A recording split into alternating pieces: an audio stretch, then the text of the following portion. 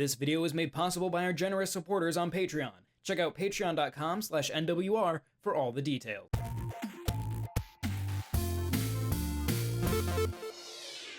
There was a little sparkle in the eye of Atari CEO Wade Rosen when I asked him why the company was so keen on reviving the Bubsy franchise. Indeed, the announcement last year when Atari managed to buy back the rights to this much maligned Bobcat got quite a bit of traction in mainstream media even.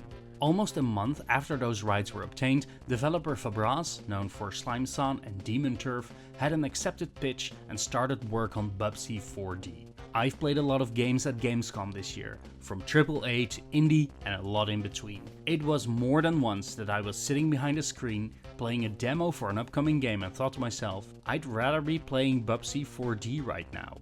What has this world come to?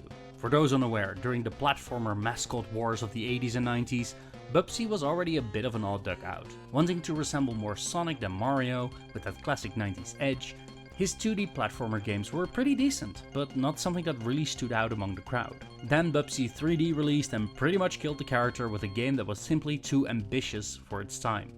Bubsy 4D is a direct follow-up, in which his old enemies, the Woolies, are taken over by aliens. The game acknowledges not just the fraught history of the Bobcat, but even puts its focus on the extended cast of characters that accompany Bubsy, including Terry and Terry, Virtual Reality, and Arnold Armadillo. The game is fully voiced, and honestly the actors are doing a really good job bringing the tongue-in-cheek nature of the series to the forefront. Have you ever worn that before?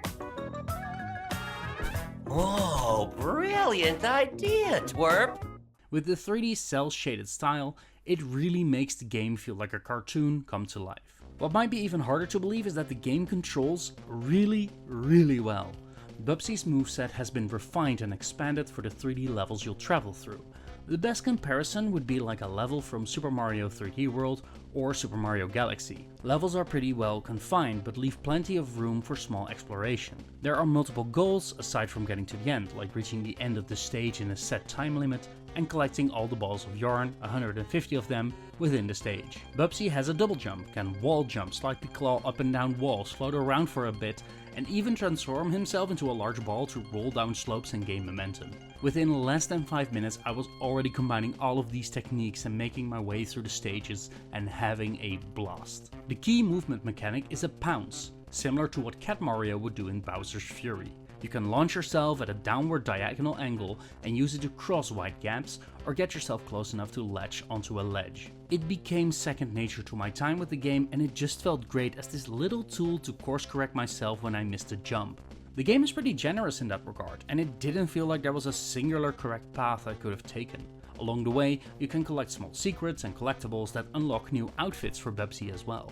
Bubsy 4D feels like a genuine revival of the 3D licensed platformer, but with a certain amount of polish that was often too much to ask for back in the late 90s and early 2000s. Fabraz seems to have boiled down Bubsy to its essentials, and just made it a really solid platformer. The idea that the game has a more limited scope and can possibly be finished in under 10 hours excites me even more. Yes, really, Bubsy 4D is possibly one of the best games I've played at Gamescom this year.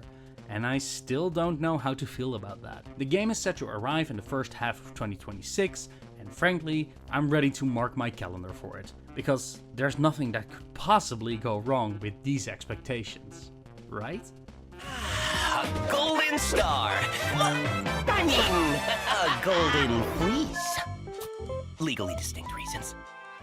This video is made possible by our generous supporters on Patreon. Did you know that Nintendo World Report is funded directly by fans like you?